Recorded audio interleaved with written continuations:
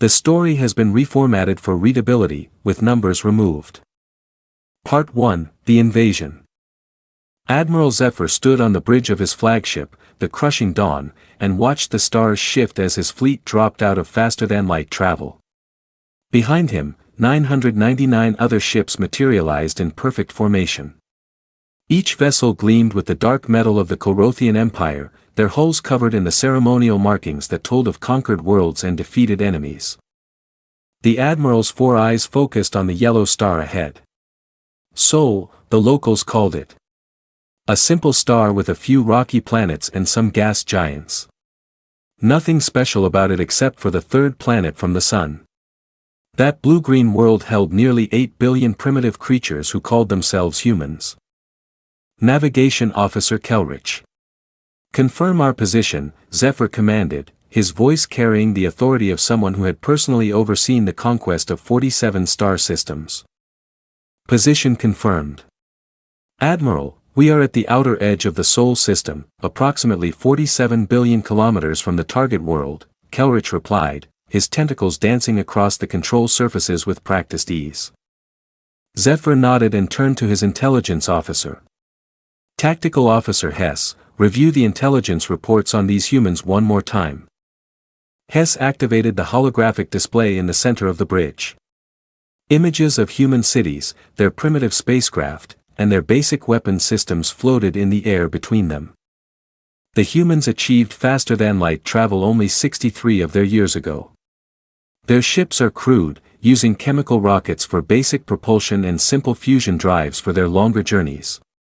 They have established small colonies on 2 planets in their system, but these are tiny outposts with no military value. The Admiral studied the images. Human spacecraft looked like metal tubes with engines attached. Compared to the elegant curves and advanced technology of Corothian ships, they seemed almost childish. What about their weapons? Primitive kinetic weapons that fire metal projectiles and basic energy beams. Nothing that could penetrate our shields or armor. Our battle computers calculate their strongest weapons would need to fire continuously for 73 minutes just to damage one of our smallest escort ships. Around the bridge, other Corothian officers chittered with amusement. 73 minutes of continuous fire just to scratch their paint. It was almost insulting that the Empire had sent a full 1,000-ship fleet to deal with such weaklings. Population centers? Zephyr asked. Mostly concentrated on the main continents of their home world. They have built large cities, but these are undefended. No orbital platforms, no shield generators, no particle cannons. The humans seem to believe that distance from other star systems was their protection. Zephyr's mandibles clicked together in what passed for a Corothian smile. Distance had protected them for a while, but the Empire's expansion had finally reached their little corner of the galaxy. Soon, Earth would join the dozens of other worlds that served the Empire, and its population would learn to be grateful for Corothian rule. Communications Officer Vex, open a channel to all ships in the fleet. Channel open, Admiral. Zephyr straightened to his full height.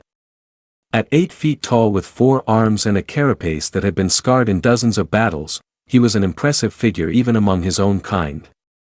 Officers and crew of the Imperial Conquest Fleet. We stand at the edge of another victory for the Empire. The primitive world ahead of us will fall as easily as all the others. Their weapons cannot harm us. Their ships cannot outrun us. And their armies cannot stand against us. We will give them one chance to surrender as is traditional. When they refuse, as they always do, we will show them the power of the Empire. Cheers echoed through the communication system as crews throughout the fleet responded to their admiral's words. They had heard similar speeches before dozens of other worlds. The pattern was always the same. The locals would try to fight, fail completely, and then accept imperial rule. Some worlds surrendered immediately when they saw the size of the fleet. Others put up brief futile resistance before giving up. A few had to be completely conquered through orbital bombardment and ground invasion, but they all fell in the end. Begin the approach to the inner system, standard formation. I want those humans to see exactly how outmatched they are. The fleet began moving toward the inner planets. Their ships were not just instruments of war, but also tools of intimidation. Each vessel was designed to look as threatening as possible with sharp angles and dark armor that seemed to swallow light. The biggest ships were over 2 kilometers long, bristling with weapons and carrying thousands of troops. As they passed the outer planets, Corothian sensors automatically cataloged everything they saw. Jupiter, the largest planet, had a few small human research stations orbiting it. Saturn had similar tiny outposts. All of them looked temporary and fragile. The humans had barely begun to explore their own solar system, let alone develop it into something useful. "Admiral, we're detecting some unusual readings from the asteroid belt," reported Science Officer Yen. "What kind of readings?" "Metal signatures. Lots of them. The humans appear to have been mining the asteroids extensively. There are also some structures that look like processing facilities." Zephyr wasn't surprised. Most species tried to extract resources from their star systems once they developed space travel. It was actually a sign of intelligence, even if their methods were primitive. "Any military installations?" "No, sir. Just mining equipment and what appeared to be automated collection drones. Nothing that poses any threat to the fleet." The Admiral dismissed the asteroid mining with a wave of one of his forehands. Typical behavior for a young species. They would strip mine their asteroid belt for metals, probably to build more of their crude spacecraft. It would all belong to the Empire soon enough anyway. "Time to intercept?" he asked. "At current speed, approximately 18 hours until we reach the third planet's orbit, Admiral." "Excellent. Begin preparing the surrender demand. Use the standard format, but make sure they understand the consequences of refusing." Communications Officer Vex worked at his station for several minutes, crafting the message that would be sent to every human government and military installation in the system. It was the same message the Empire had sent to dozens of worlds, translated into the local language. "Message ready, Admiral." "Send it." The transmission burst out from the flagship's powerful communication array, carrying the ultimatum that had preceded the fall of so many worlds. The message was simple and direct. The humans had one full rotation of their planet to surrender unconditionally. If they refused, the Imperial Fleet would demonstrate why resistance was futile. Now came the waiting. Some species responded within minutes, their leaders immediately recognizing the hopelessness of their situation. Others took hours to debate and argue before accepting reality. A few actually tried to negotiate as if they had anything to bargain with. Zephyr expected the humans to follow the usual pattern. There would be panic on their home world as their primitive governments tried to figure out what to do. Their military leaders would run calculations and realize their weapons were useless. Their scientists would study the approaching fleet and understand that their technology was centuries behind Imperial standards. "Admiral, we're receiving a response," Vex announced after only 47 minutes. That was faster than expected. Perhaps these humans were smarter than they looked. "Put it on the main display." The holographic projector activated, showing the image of a middle-aged human female in what appeared to be a military uniform. She had short gray hair and calm eyes that looked directly at the camera. When she spoke, her voice was steady and confident. "To the commanders of the approaching fleet, this is General Sarah Chen speaking on behalf of the United Earth Defense Council. We have received your ultimatum and appreciate the advance notice. We want you to know that we understand your capabilities and do not underestimate the power of your fleet. However, we must respectfully decline your offer of surrender. We have prepared for this possibility and we will defend our home and our people. We suggest you reconsider your approach to our system. Thank you for your time." The message ended, leaving the bridge of the crushing dawn in silence. Several officers looked at each other in confusion. The human had thanked them for their time. She had spoken as if she were politely declining an invitation to dinner, not rejecting the ultimatum of a vastly superior military force. Did she just thank us? Asked Tactical Officer Hess. She said they were prepared, added Science Officer Yen. Prepared with what? Their mining equipment. Zephyr felt a flicker of something he had not experienced in many years. Not fear exactly, but uncertainty. In all his battles, facing enemies with everything from primitive clubs to advanced energy weapons, he had never encountered a response quite like this. The human general had not seemed afraid. She had not pleaded or threatened or tried to negotiate. She had simply said no, as if she had every confidence in her ability to make that choice stick. Analysis of their response, he asked his staff. Unknown, Admiral. This does not match any of the typical response patterns in our database. Most species show signs of panic, anger, or desperation when faced with overwhelming force. The humans showed none of these indicators. Perhaps they do not fully understand what they face, suggested Navigation Officer Kelrich. Their translation systems might not have conveyed the true meaning of our message. Or they might be planning something, added Hess.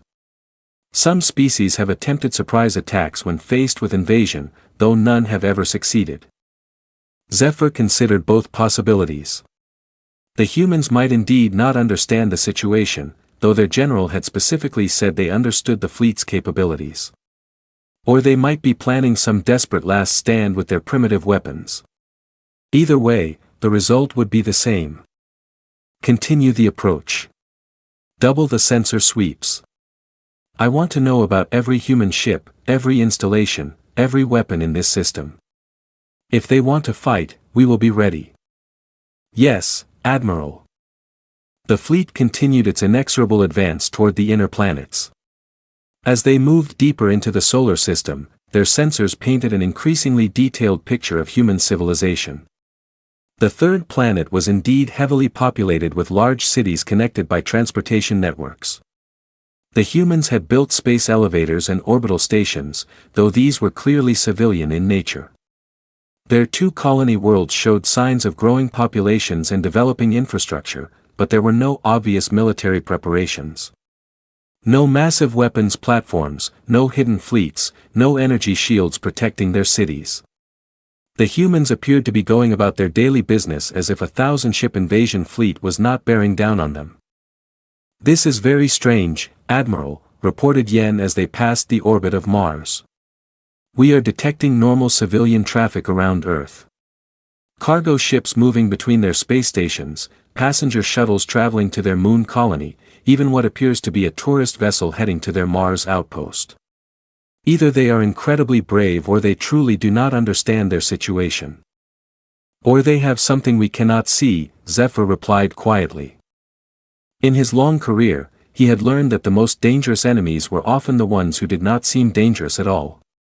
As the fleet crossed into the inner system, automated probes began their detailed scans of every human installation. The space stations were civilian. The moon colony was a research facility. The Mars outpost was small and defenseless. Everything looked exactly as the intelligence reports had predicted. But General Chen's calm confidence kept nagging at the Admiral's mind. No species had ever remained so composed when faced with the Imperial Fleet. There had to be something they were missing. 8 hours to Earth orbit, Admiral, announced Kelrich. Maintain course and speed. All ships to battle stations. If the humans have any surprises waiting for us, we will be ready. Throughout the fleet, Corothian warriors prepared for what they expected to be the shortest battle in Imperial history. Weapon systems powered up, shields activated, and troops loaded into assault transports. The humans might have sounded confident, but confidence without capability was just ignorance. Admiral Zephyr settled into his command chair and watched Earth grow larger on his display screens. Soon he would add another world to the Empire's collection, and these strange humans would learn the price of defying Imperial will. He had no way of knowing that at that very moment, in facilities hidden throughout the Sol system, billions of humans were making their own final preparations.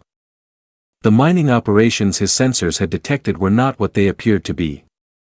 The space debris scattered throughout the system was not abandoned junk. And the calm confidence of General Chen was not ignorance at all. The admiral was about to discover that humans had a very different understanding of what it meant to be prepared for war. Part 2, The Trap.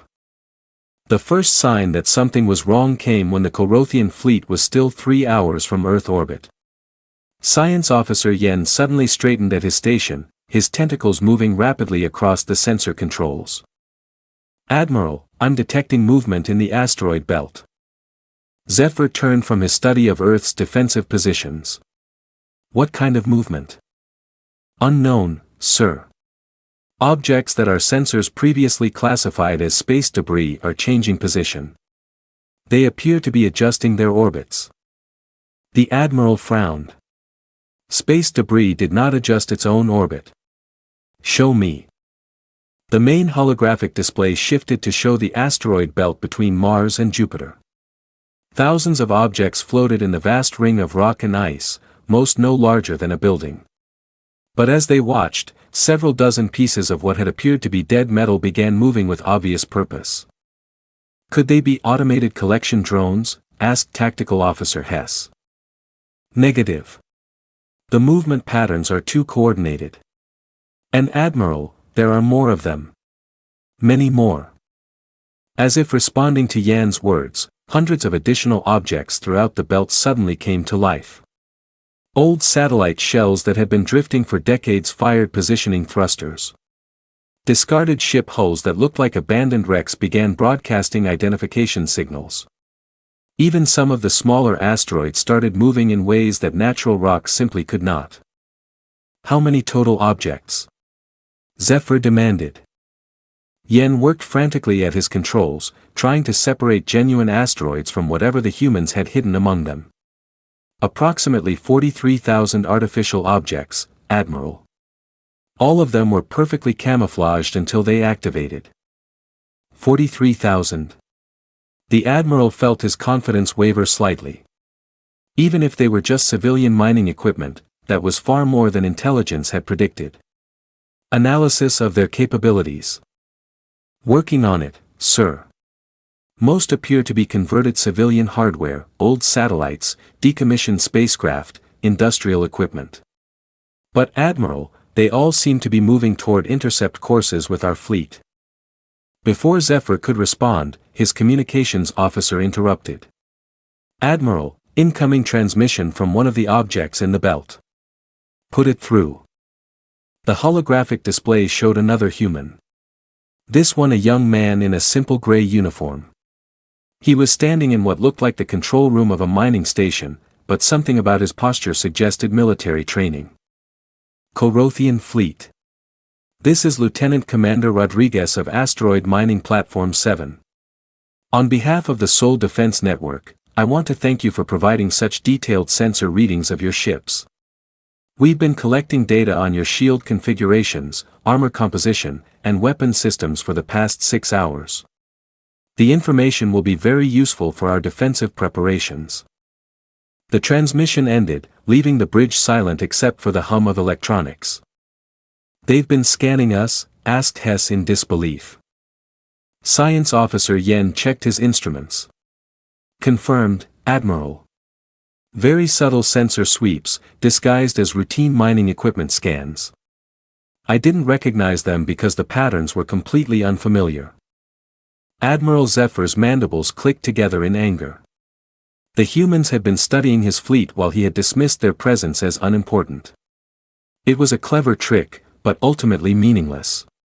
Information gathering was useless without the capability to act on it. What can those mining platforms actually do to us? Even 43,000 of them. Unknown, Admiral. But I'm detecting energy buildups throughout the belt. Whatever they're planning, it will happen soon. As if summoned by Yan's words, the first wave of human attacks began. But it was unlike anything the Corothians had ever encountered. Instead of energy beams or missile launches, the humans simply threw things at them. Thousands of objects came screaming out of the asteroid belt at tremendous speed, old satellite components, chunks of processed metal, even ordinary rocks that had been fitted with simple guidance systems. They were not sophisticated weapons, just pieces of matter moving very, very fast. Incoming projectiles, estimated impact in 4 minutes, reported the tactical officer. Raise shields. All ships prepare for impact. The Corothian shields flared to life. Energy barriers designed to stop the most advanced weapons in the galaxy. The first wave of human projectiles struck them and simply bounced off. Their kinetic energy absorbed harmlessly by the defensive systems. No damage to any ships, Admiral. Their weapons are too primitive to penetrate our defenses. But even as Hess spoke, Yen was studying his sensor readings with growing concern. Admiral, each projectile that struck our shields transmitted data before it was destroyed. What kind of data? Complete analysis of our shield harmonics, energy distribution patterns, and regeneration rates. The humans just learned everything about our defensive capabilities. The second wave came 30 minutes later. This time, the projectiles were different. Instead of bouncing off the shields, they passed right through them. The humans had analyzed the Corothian defensive systems and modified their attacks to exploit weaknesses that the Empire's own engineers had never considered. The projectiles themselves were still simple chunks of metal, but now they struck the actual hulls of the Imperial ships. Most bounced off the advanced armor without causing damage, but a few found weak spots around sensor arrays and communication equipment. Minor damage to 17 ships, reported Hess. Nothing critical, but they managed to penetrate our shields. Admiral Zephyr was no longer amused by human tactics. Any species that could adapt their weapons so quickly deserved respect, even if their technology was primitive. How long until we clear the belt? 47 minutes at current speed, Admiral. Increase speed. I want us out of range of their platforms as quickly as possible. The fleet accelerated, their powerful engines pushing them toward the inner system. But as they moved, more and more objects in the belt came to life. What had appeared to be a sparse collection of mining equipment revealed itself to be a vast network of hidden installations. Admiral, we're detecting massive structures inside several of the larger asteroids. They appear to be manufacturing facilities. Manufacturing what? Unknown, but production is accelerating. Whatever they're building, they're making a lot of it very quickly. The third wave of human attacks confirmed Yan's fears. Instead of simple projectiles, the humans now launched sophisticated missiles that adapted their approach patterns in real time. They studied each Corothian ship individually, analyzing its specific shield configuration and armor layout before selecting the most effective attack method. Damage reports coming in from across the fleet, announced Hess. The humans are targeting our sensor arrays and communication systems specifically. They're trying to blind and isolate our ships. It was a sound tactical approach, but the Corothians had backup systems for their backup systems. A few damaged sensors would not stop the Imperial Fleet. Still, the Admiral found himself impressed despite the situation. These humans learned incredibly fast. Sir, we're receiving another transmission. This time, the holographic display showed General Chen again. She was standing in what appeared to be a command center with dozens of displays showing the positions of both the Corothian fleet and the human defensive installations. Admiral Zephyr, I hope you're beginning to understand our capabilities. What you've encountered so far represents approximately 3% of our asteroid belt defensive network. We have been preparing for this day for 23 years, ever since our first contact with non-human intelligence. Every piece of space debris in our system has been catalogued, analyzed, and modified as necessary. She paused, checking one of her displays before continuing. Your ships are impressive, and your technology is clearly advanced. But you have made the same mistake that many aggressive species make. You assume that primitive technology means primitive thinking. We may not have energy shields or faster-than-light weapons, but we do have very good engineers, and we have had 2 decades to prepare. The transmission ended just as the fleet finally cleared the asteroid belt. Admiral Zephyr felt a moment of relief. Whatever the humans had hidden among the asteroids was now behind them. The path to Earth was clear. That relief lasted exactly 43 seconds. Admiral. Massive energy signatures detected throughout the inner system, announced Yen, his voice tight with concern. From where? Everywhere, sir. Jupiter's moons, Saturn's rings, objects in Earth's orbital space, even some of the planets themselves. The holographic display updated to show the entire Sol system. Red markers appeared wherever human installations had suddenly revealed themselves. There were hundreds of them scattered from Mercury to the outer gas giants. How did we miss all of this? Demanded the Admiral. They were completely passive, sir. No energy emissions, no active sensors, nothing to distinguish them from natural phenomena or civilian installations. But now they're all powering up simultaneously. As if to emphasize Yan's point, Jupiter's largest moon suddenly lit up with energy signatures. What had appeared to be a simple research station revealed itself to be something far more substantial. Massive structures emerged from underground facilities while orbital platforms that had been disguised as communication satellites began reconfiguring themselves into obvious weapon systems. Sir, similar activations detected at Saturn, Uranus, and Neptune. The humans have installations throughout their entire star system. Admiral Zephyr stared at the display in growing disbelief. The intelligence reports had been completely wrong. The humans had not ignored space. They had militarized it. Every major celestial body in their system had been turned into a fortress. How is this possible?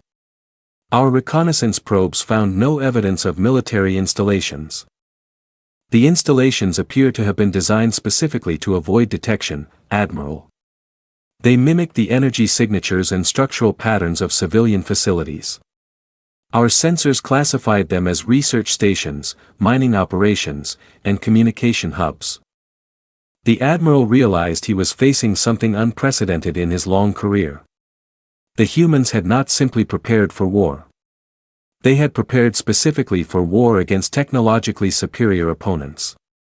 Every aspect of their defensive strategy seemed designed to counter the advantages that advanced civilizations typically held over primitive worlds.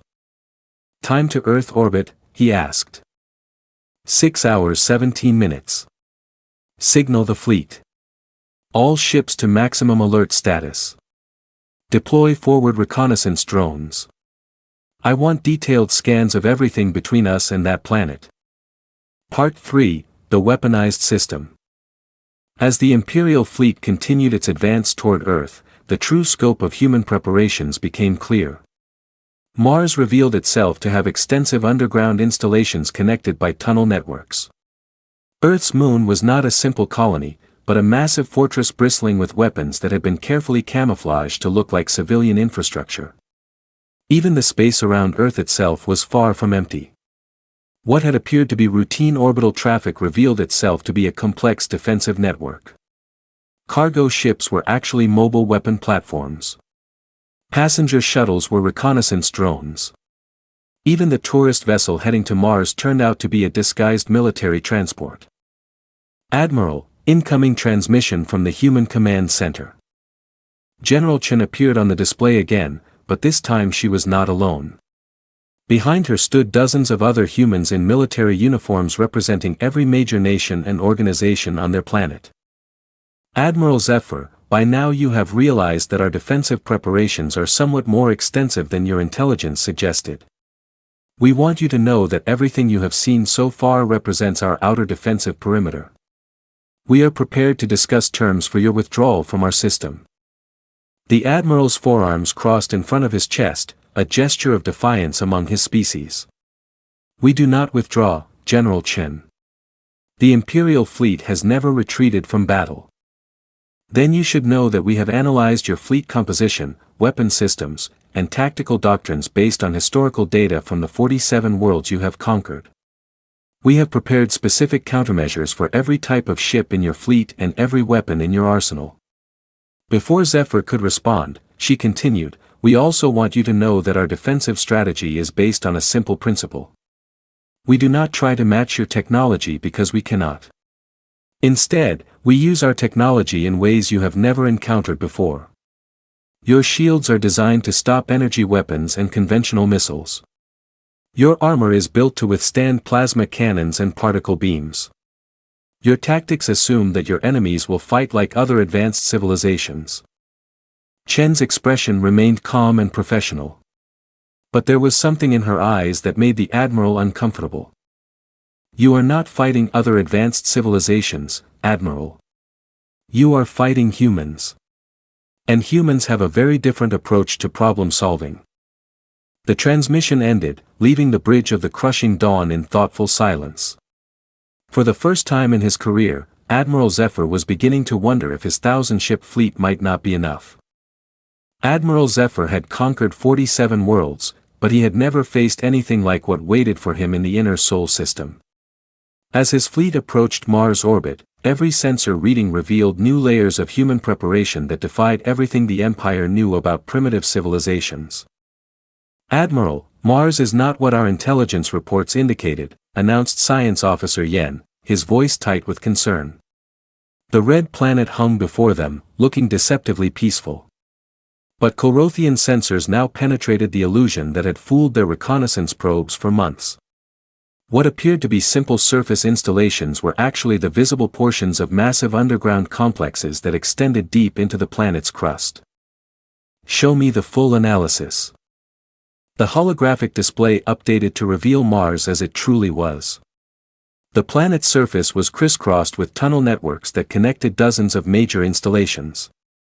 Each facility was powered by geothermal taps that reached almost to the planet's core, providing energy levels that rivaled some of the Empire's military bases. "The humans have essentially turned the entire planet into a fortress, Admiral. Every mountain contains weapon emplacements. Every canyon has been modified to serve as a launch tube for massive projectiles. They have even altered the planet's magnetic field to create interference patterns that will disrupt our targeting systems." Tactical Officer Hess studied the readings with growing amazement. "Sir, the engineering involved in these modifications would require decades of constant work.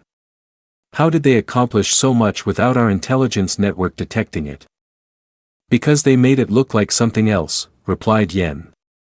"Every military installation was disguised as civilian infrastructure. Those weapon emplacements appear to be mining operations when scanned from a distance. The launch tubes look like geological survey sites. Even the magnetic field modifications were disguised as atmospheric research projects." Admiral Zephyr felt a cold realization settling in his mind. The humans had not just prepared for invasion. They had prepared specifically for invasion by the Corothian Empire. Every countermeasure seemed designed to exploit weaknesses in Imperial technology and tactics. How much did they know about us before we arrived?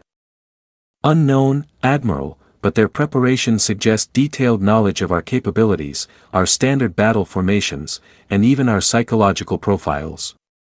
Before the Admiral could ask for clarification, his communications officer interrupted. "Sir, we're receiving multiple transmissions from throughout the system. The humans appear to be coordinating their defenses." "Put them through." The bridge filled with voices speaking in various human languages. The translations came through clearly, and what Zephyr heard made his confidence waver further.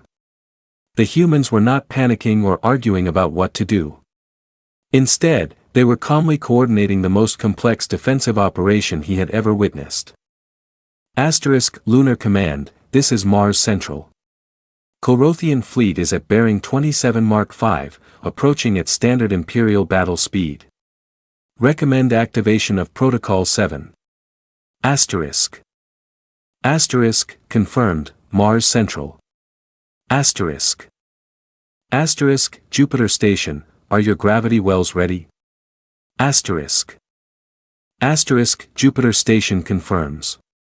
Artificial singularities are stable and positioned.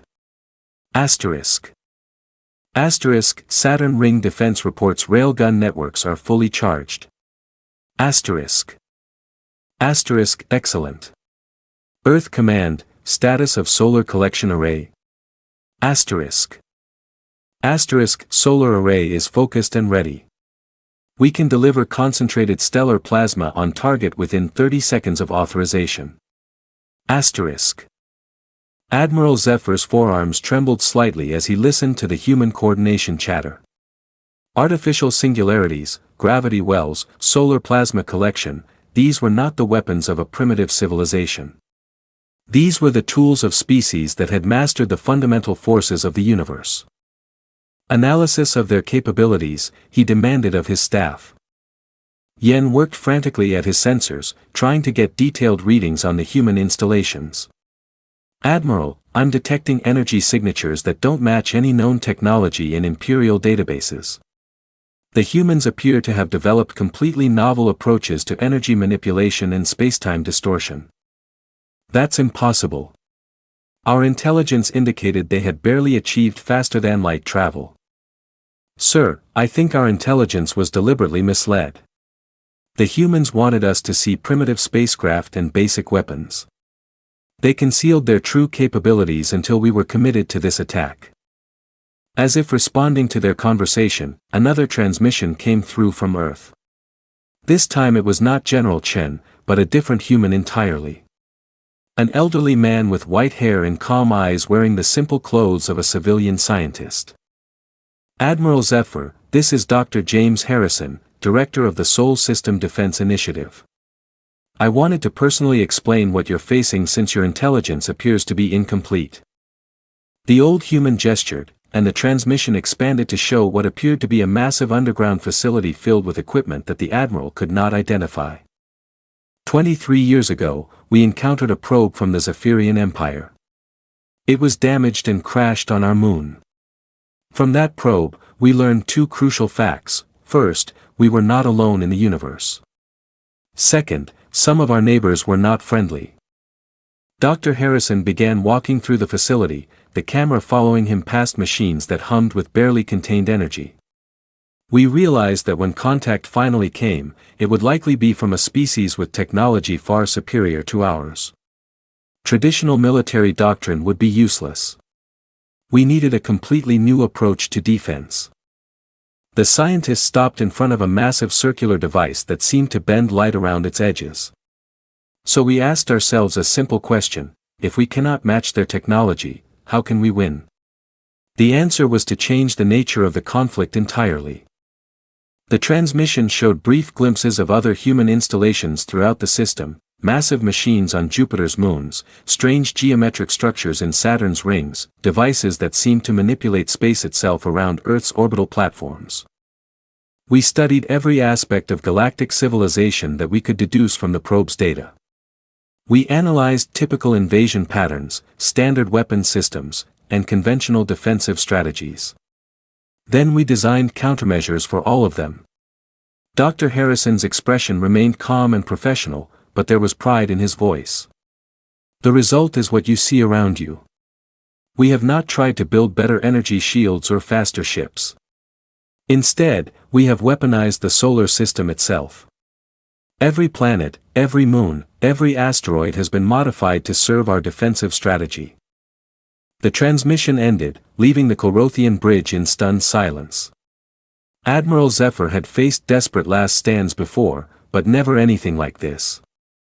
The humans had spent decades preparing specifically for this moment. Admiral, we're approaching the orbital path of Earth's moon, announced Navigation Officer Kelrich. On screen, Earth's moon appeared on the display, looking much larger than it should have from their current distance. As Corothian sensors focused on it, the reason became clear. The moon was surrounded by a vast network of orbital installations that had been carefully camouflaged to blend with the natural debris field. Sir, the lunar installations are activating, reported Yen. Energy readings are off our scales. What the Empire had taken for a simple colony revealed itself to be the most heavily fortified position in the system. The moon's surface was covered with weapon emplacements that had been hidden inside fake craters. Its interior had been hollowed out and converted into a massive manufacturing facility that was now producing weapons at an incredible rate. They're launching something, announced Hess. Thousands of objects streamed away from the lunar installations. But these were not the crude projectiles the humans had used in the asteroid belt. These were sophisticated missiles that moved in patterns that defied known physics. They curved through space as if following invisible tracks, accelerating and decelerating in ways that suggested advanced gravitational manipulation. "Evasive action," ordered the admiral. The Imperial Fleet began complex evasive maneuvers, their ships moving in the precise formations that had served them well in 47 previous conquests. But the human missiles adapted to every defensive move, changing course with impossible precision to stay locked on their targets. "Sir, the missiles are not following ballistic trajectories.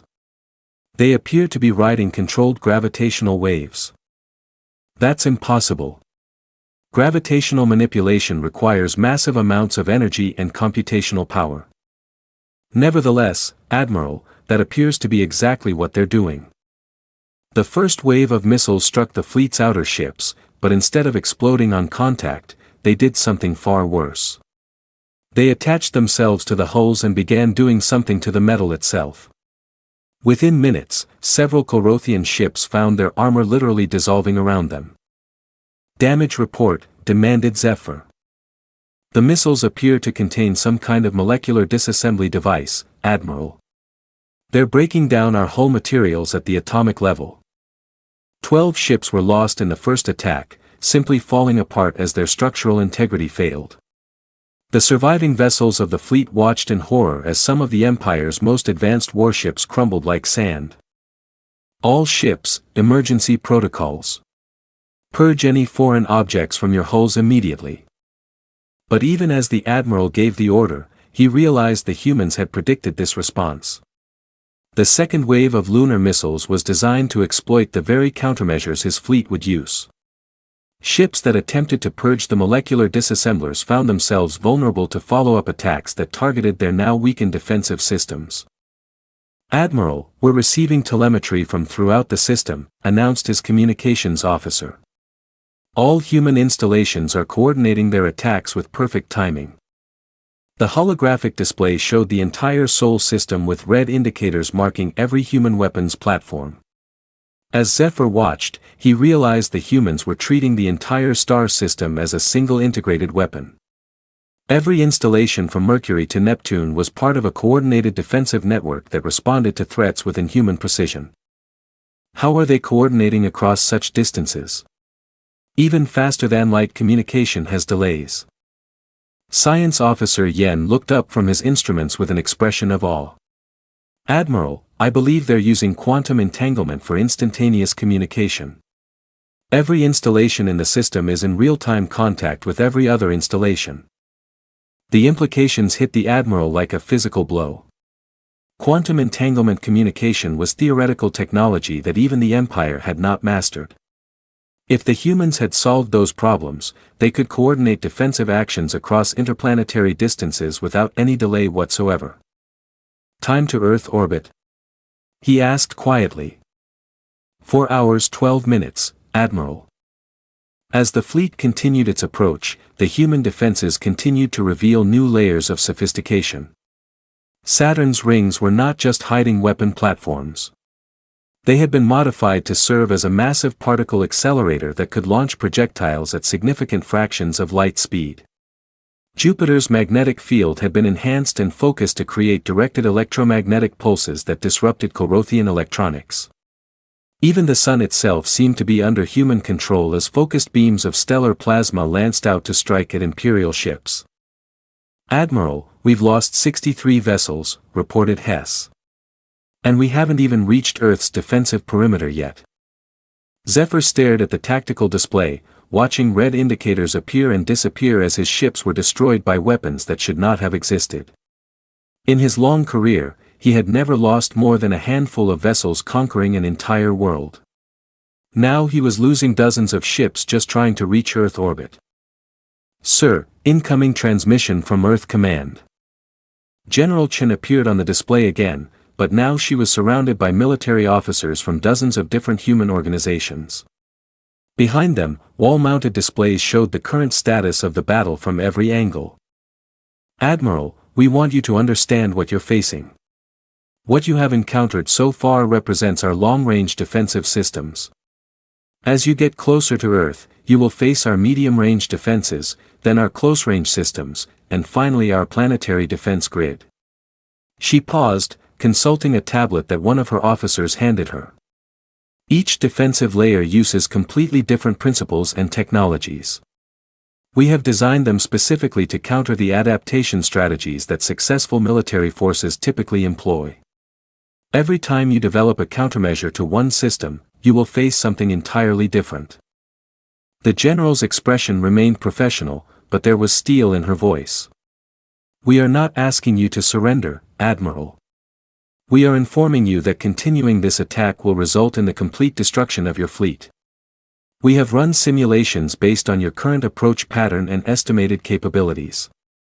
None of them result in a successful invasion. Before Zephyr could respond, she continued, however, we are prepared to allow your fleet to withdraw from our system unharmed.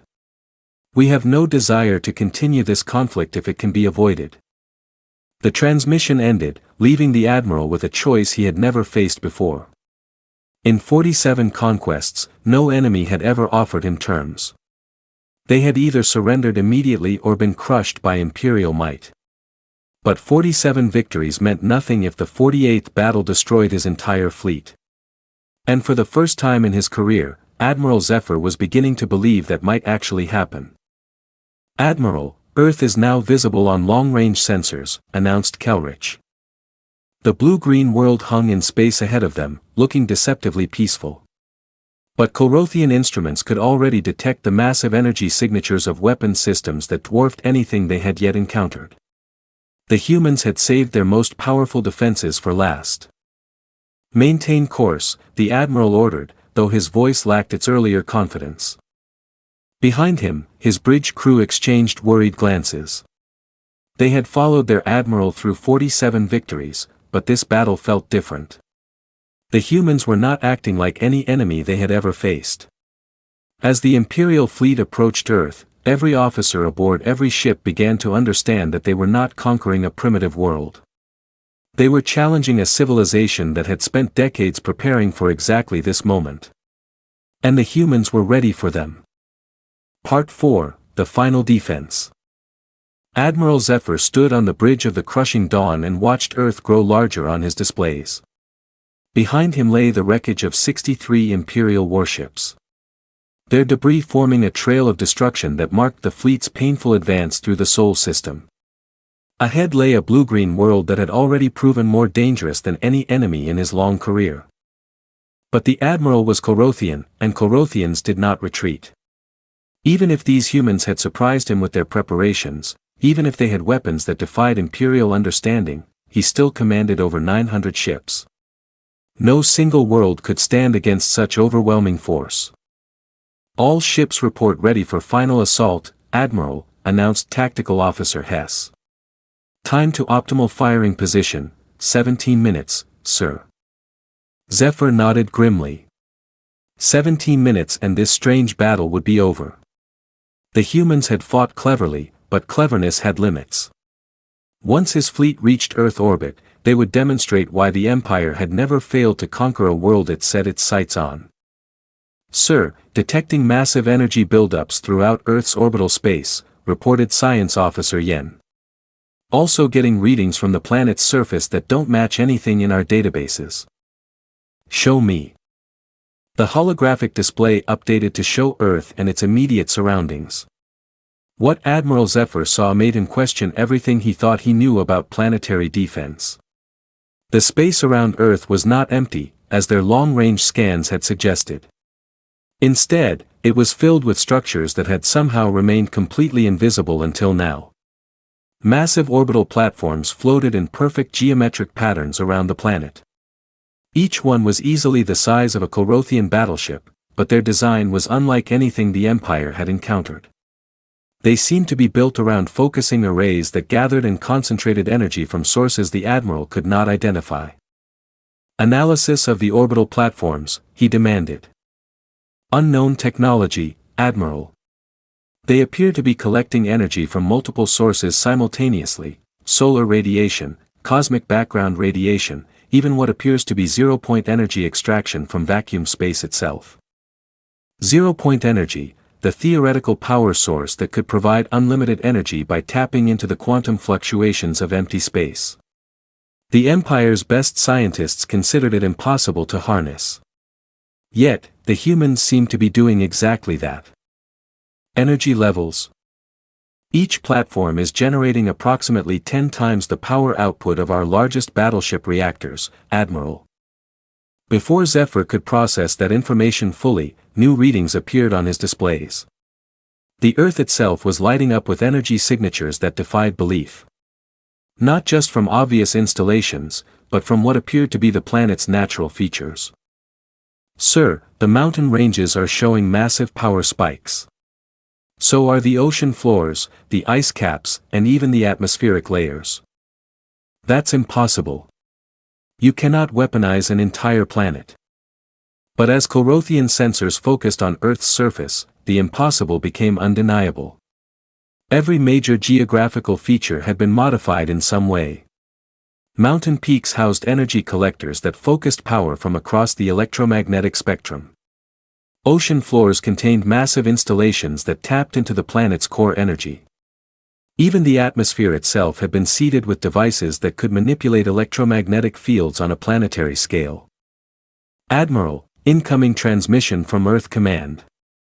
General Chen appeared on the display, but this time she was not in a command center. She was standing on what appeared to be an observation deck with the curve of Earth visible behind her through massive windows. Admiral Zephyr, you are now entering Earth's primary defensive perimeter. I wanted to personally explain what you are about to face so you understand that what happens next is not malice but simply the natural consequence of your decision to continue this attack. Behind her, other humans worked at control stations that managed displays showing energy flows across the entire planet. The scale of the coordination was breathtaking. 23 years ago, when we realized that hostile first contact was inevitable, we made a decision that defined everything that followed. We decided that if we were going to defend our home, we would do it properly. Not just our cities or our military installations, but our entire world. The general gestured toward the displays behind her, which showed energy patterns flowing across continents like glowing rivers. We converted our entire planet into a single integrated defensive system. Every mountain, every ocean, every layer of atmosphere contributes to our ability to protect what we have built here. Earth itself has become our weapon. The transmission paused as one of the human technicians handed Chen a data tablet. She glanced at it before continuing. Your fleet is impressive, Admiral. 937 ships, each one a masterpiece of engineering. Under normal circumstances, such a force would be unstoppable. But these are not normal circumstances. Chen's expression remained calm, but there was sadness in her eyes now. You are not attacking a defenseless world, Admiral. You are attacking a planet that has spent decades preparing for exactly this moment. Every human being on Earth has contributed to what you are about to witness. Our children helped design the quantum processors that coordinate our defenses. Our elderly provided the wisdom that guided our strategic planning. Our artists imagined possibilities that our engineers made real. The transmission began showing images from across Earth's surface, cities where every building contributed power to the defensive grid, forests where the trees themselves had been modified to serve as sensor networks, deserts covered with collector arrays that focus stellar energy from multiple star systems. This is what you face, Admiral. Not just our military, not just our weapons, but the combined will and ingenuity of an entire species that has decided it will not be conquered. General Chen looked directly at the camera, and when she spoke again, her voice carried absolute conviction. We gave you every opportunity to withdraw. We demonstrated our capabilities gradually, hoping you would recognize the futility of continued aggression. But you have chosen to proceed. So be it. The transmission ended just as the Corothian fleet reached what their sensors indicated was optimal firing range. Admiral Zephyr had conquered 47 worlds, and he knew the moment when victory or defeat hung in the balance. This was that moment. All ships, open fire. Target the orbital platforms first, then begin planetary bombardment. The Imperial Fleet unleashed the concentrated firepower of nearly 1,000 warships. Energy beams that could crack continents lanced through space toward the human defensive positions. Missiles carrying warheads that could devastate entire cities streaked toward their targets. The combined assault represented more destructive power than most species could imagine. For exactly 3 seconds, it seemed as if the Imperial attack might succeed. Corothian weapons struck the human orbital platforms, overwhelming their defensive screens and beginning to damage their exotic energy collectors. Then the humans responded. The first indication that something unprecedented was happening came from the sun itself. Solar flares erupted from the star's surface, but these were not natural phenomena. They followed precise trajectories that brought focused streams of stellar plasma directly toward the Corothian fleet. The humans had somehow learned to control the star that gave life to their world. "Evasive action," ordered Admiral Zephyr. But his ships were already trapped. The space around Earth warped and twisted as artificial gravity wells activated throughout the orbital defensive network. Instead of the predictable trajectories that allowed for evasive maneuvers, Corothian ships found themselves pulled inexorably toward weapons they could not see or understand. "Admiral, gravitational fields are fluctuating throughout the combat zone. Our navigation systems cannot compensate." But gravity manipulation was just the beginning. As the Imperial ship struggled against forces that pulled them in multiple directions simultaneously, the human orbital platforms revealed their true purpose. Each one was not just a weapon, but a focusing array that could bend spacetime itself. The attack came from everywhere at once. Beams of pure energy that ignored conventional shields and armor struck directly at the molecular bonds that held Corothian ships together. Gravitational waves that crushed metal like paper swept through the fleet in perfect formation. Most terrifying of all, some ships simply vanished, apparently transported to locations that no longer existed in normal space. "Damage report," the Admiral demanded. But Tactical Officer Hess could only stare at his displays in confusion. "Sir, I'm reading total destruction of the first wave. 237 ships lost in the first attack." "But Admiral, I don't understand how they were destroyed. Our sensors show energy patterns that violate known physics." Before Zephyr could respond, the second wave of human attacks began. This time, the assault came not from orbit, but from Earth itself. The planet's magnetic field, enhanced and focused by installations across its surface, created electromagnetic pulses that fried Corothian electronics across millions of cubic kilometers of space. Ships that had survived the first attack found their systems failing as waves of precisely tuned electromagnetic energy overwhelmed their shielding. Communication arrays went dead. Navigation computers crashed. Even basic life support systems began to malfunction as the human planetary defense grid demonstrated capabilities that the Empire had never encountered. "All ships, emergency retreat," ordered the Admiral, but the third phase of the human defense was the most devastating of all. Across Earth's surface, installations that had been hidden beneath oceans and inside mountains revealed their true purpose. They were not just weapons or power collectors, but components of a planetary-scale matter transmutation system. The humans had learned to manipulate matter at the quantum level on a scale that encompassed their entire world. Instead of building conventional weapons, they had turned the Earth itself into a device that could alter the fundamental properties of anything within its reach. Corothian ships that had survived energy beams and electromagnetic pulses now faced an enemy that could simply change what they were made of. Advanced armor became ordinary rock. Sophisticated electronics became inert metals. Even the Corothian crew members found their environmental systems failing as the very air in their ships was transformed into substances their bodies could not process. "Admiral, we've lost over 600 ships," reported Hess, his voice barely audible over the interference that filled their communication systems. "Recommend immediate withdrawal from the system." But Admiral Zephyr could see that withdrawal was no longer possible. The human defenses had surrounded his fleet with fields and forces that made conventional space travel impossible. His ships were trapped in Earth's orbital space, subject to weapons that operated according to principles that Imperial science had never imagined. The final phase of the human defense was the most elegant of all. Instead of destroying the remaining Colrothian ships, the humans simply removed them from normal spacetime. One moment they were there, the next moment they were gone, transported to a dimension where the laws of physics no longer applied in familiar ways. Admiral Zephyr watched his fleet disappear ship by ship. Each vessel simply winking out of existence as if it had never been there at all. In less than 90 seconds, the Imperial force that had conquered 47 worlds was reduced to scattered atoms drifting among the stars. The crushing dawn was the last ship to go. As artificial gravity fields closed around his flagship, Admiral Zephyr had one final moment to understand what had happened to him. The humans had not defeated his fleet through superior firepower or better tactics. They had simply changed the fundamental rules by which space combat operated. As his ship was torn apart at the quantum level, the Admiral's last thought was a warning that would never be delivered to the Empire: these humans were not just another primitive species to be conquered. They were something entirely new in the galaxy, a civilization that had learned to wage war with the very forces that held the universe together. The Colrothian Empire had sent 1,000 ships to conquer Earth. In the end, those ships had lasted exactly 93 seconds in Earth's defensive perimeter.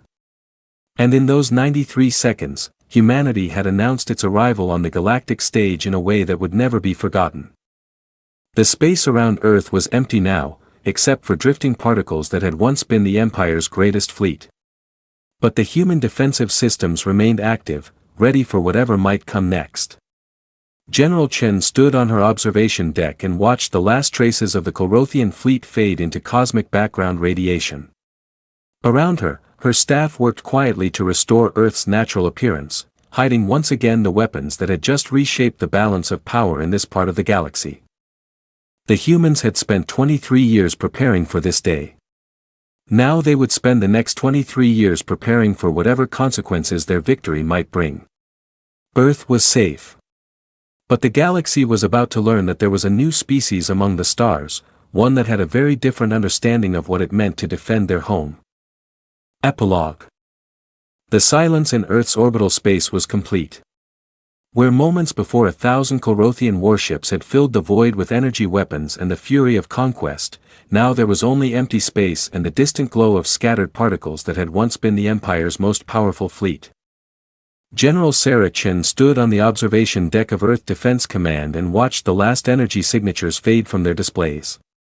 Around her, dozens of technicians and officers worked with quiet efficiency to shut down the planetary defense systems that had just rewritten the rules of interstellar warfare. Defensive grid status, she asked her chief operations officer. All systems nominal, General. Primary and secondary networks are powering down to standby mode. Estimated time to full concealment, 4 hours 17 minutes. Chen nodded. Within hours, Earth would once again appear to be nothing more than a simple blue-green world orbiting an unremarkable star. The weapons that had just obliterated an Imperial fleet would be hidden beneath oceans, inside mountains, and within the planet's magnetic field itself. To casual observation, the Sol system would look exactly as it had before the Colrothians arrived. But everything had changed. Communications, prepare the message packages. Full spectrum broadcast to all known galactic communication frequencies. Yes, General. Using the Colrothian communication protocols we captured. All of them. I want every advanced civilization in this part of the galaxy to receive our transmission simultaneously. Dr. James Harrison, the elderly scientist who had overseen Earth's defensive preparations for more than 2 decades, approached the general with a data tablet in his hands. His white hair was disheveled from the stress of coordinating the battle, but his eyes held the satisfaction of a man whose life's work had just succeeded beyond his wildest hopes. The quantum analysis is complete, Sarah. We have detailed recordings of every weapon system, every energy signature, and every tactical doctrine the Colrothians used. More importantly, we have complete scans of their ships' construction methods and technological capabilities. Chen accepted the tablet and scrolled through data that represented the collected knowledge of one of the galaxy's most powerful military forces. How does their technology compare to our projections? Remarkably close to what we expected, actually. Advanced energy manipulation, sophisticated material science, efficient faster-than-light drives, but nothing that fundamentally challenges our understanding of physics. They were powerful, but not innovative. The general considered that assessment. The Corothians had conquered 47 worlds using conventional approaches to space warfare, energy shields, plasma weapons, kinetic bombardment, and superior numbers. Against most species, such tactics would be overwhelming. But the humans had spent 23 years preparing for exactly that kind of conventional assault. Any signs of other Imperial forces in nearby systems? Dr. Harrison consulted another display. Our deep space sensors are detecting increased communication traffic throughout this region of the galaxy. Word of the battle is spreading faster than we anticipated. Good. That was always part of the plan. Chen moved to the communication station where her staff had prepared the message that would announce humanity's presence to the galaxy. It was not a message of conquest or threat, but something far more profound. It was a declaration that the balance of power among the stars had fundamentally shifted. Begin transmission. The message that went out from Earth was elegantly simple. It contained 3 components, each designed to convey specific information to any advanced civilization that received it. The first component was a basic introduction. Humanity identified itself as the dominant species of the Sol system, provided basic information about their technological capabilities, and stated their intention to remain neutral in existing galactic conflicts while defending their territory against any aggressive actions. The second component was a complete recording of the battle that had just concluded. Every moment of the Corothian fleet destruction was documented in perfect detail. From the first attacks in the asteroid belt to the final obliteration of Admiral Zephyr's flagship. Any species that received the transmission would understand exactly what had happened to the Empire's invincible fleet. But it was the third component that would reshape galactic politics for generations to come. Attached to humanity's message were detailed technical specifications for several of Earth's simpler defensive technologies, anti-gravity generators that could be built using common materials, energy-focusing systems that could turn a planet star into a weapon, quantum communication networks that allowed instantaneous coordination across interstellar distances. The humans were not just demonstrating their power. They were sharing it. Message transmission complete, General. Estimated delivery to all major galactic powers within 72 hours. Chen nodded and moved to another station where her intelligence officers were monitoring communication intercepts from across the region. Already the reactions were beginning. Report from the Zephyrian Federation, General. They're recalling all military vessels to defensive positions around their home worlds. The Andromedian Collective, similar response. They've declared a state of emergency and are requesting diplomatic contact with Earth immediately. And the Corothian Empire? Her intelligence chief consulted his displays. Interesting development there, General. We're intercepting emergency communications throughout their territory. It appears that news of the fleet destruction has triggered internal conflicts. Several subjugated species are declaring independence, believing that imperial power has been broken. Chen had expected that response. The Corothian Empire, like most galactic powers, maintained control through the threat of overwhelming military force. When that threat was removed, the political structures built around it would inevitably collapse. Any indication that they're preparing another attack on our system? Negative, General. In fact, we're detecting Imperial ships withdrawing from this entire region of space. They appear to be consolidating their forces around their core worlds. The general allowed herself a small smile. The message was clear. The Corothian Empire, ancient and proud, had decided that humanity was too dangerous to confront directly. Dr. Harrison approached with another report. Sarah, we're receiving diplomatic overtures from 16 different species. All of them want to establish formal contact with Earth. Several are offering mutual defense agreements. Any of them species that the Corothians had conquered? 7 of them. Yes. They're particularly interested in the defensive technologies we included in our broadcast. That was exactly what Chen had hoped for. By sharing their simpler weapons technologies, humanity was not just protecting itself. They were providing other species with the tools they needed to defend themselves against aggressive neighbors.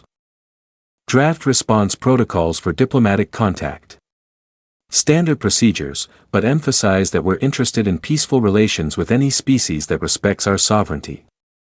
Already in progress, General.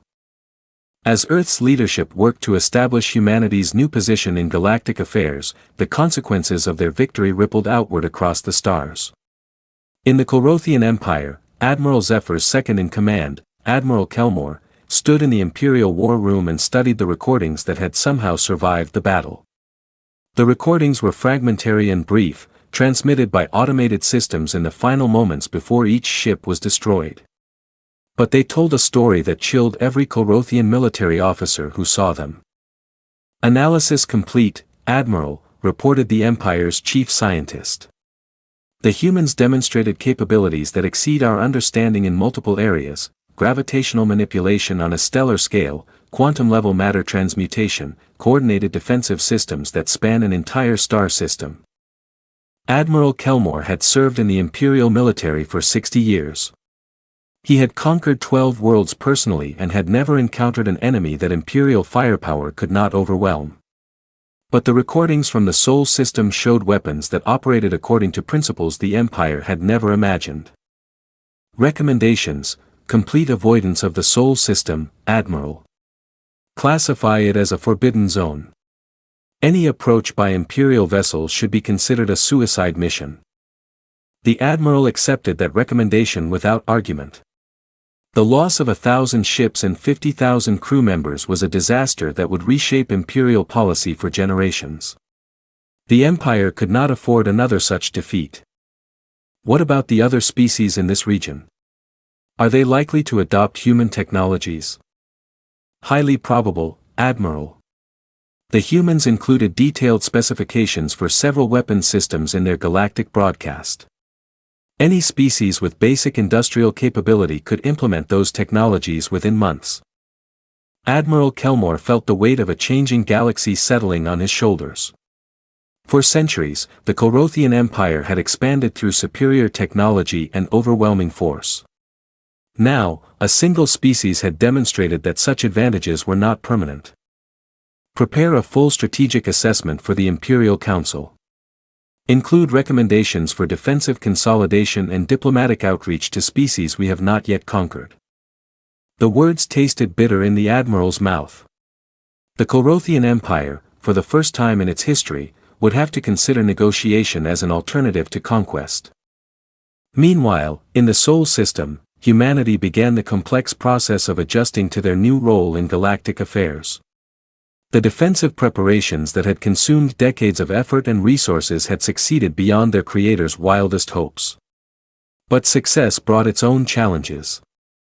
General, we need to discuss long-term strategy, Dr. Harrison said as he joined Chen on the observation deck.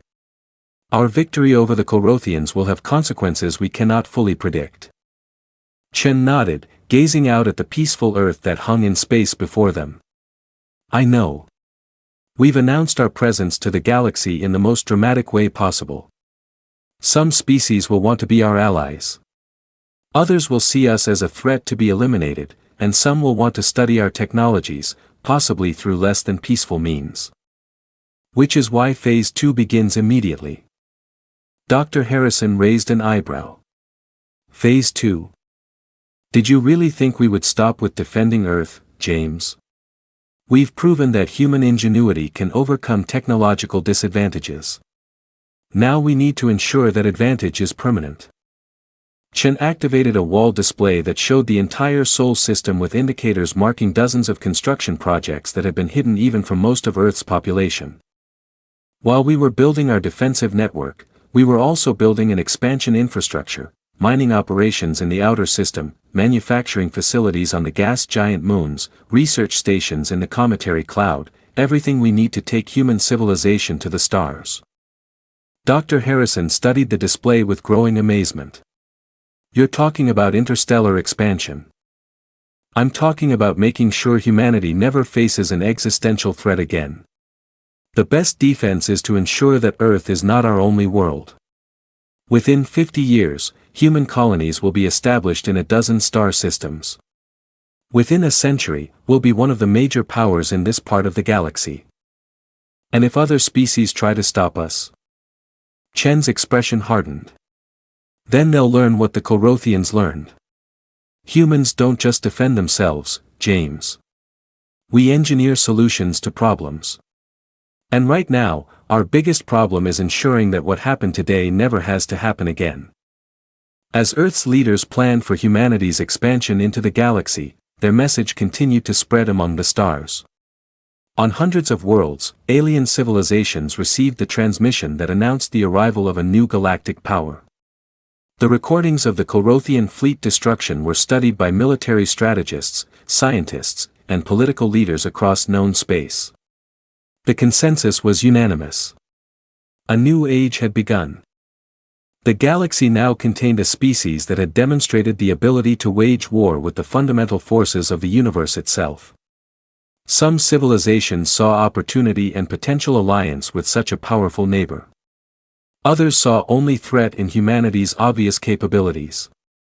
But all of them understood one simple fact: the Sol system was now marked on every galactic map with a warning that would be respected for generations to come. Here be humans.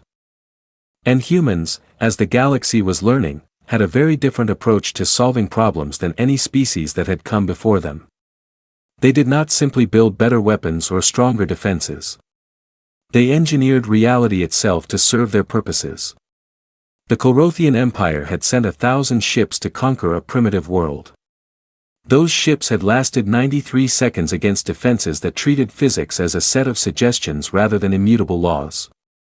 The message was clear to anyone capable of understanding it. Humanity had arrived among the stars, and the galaxy would never be the same again.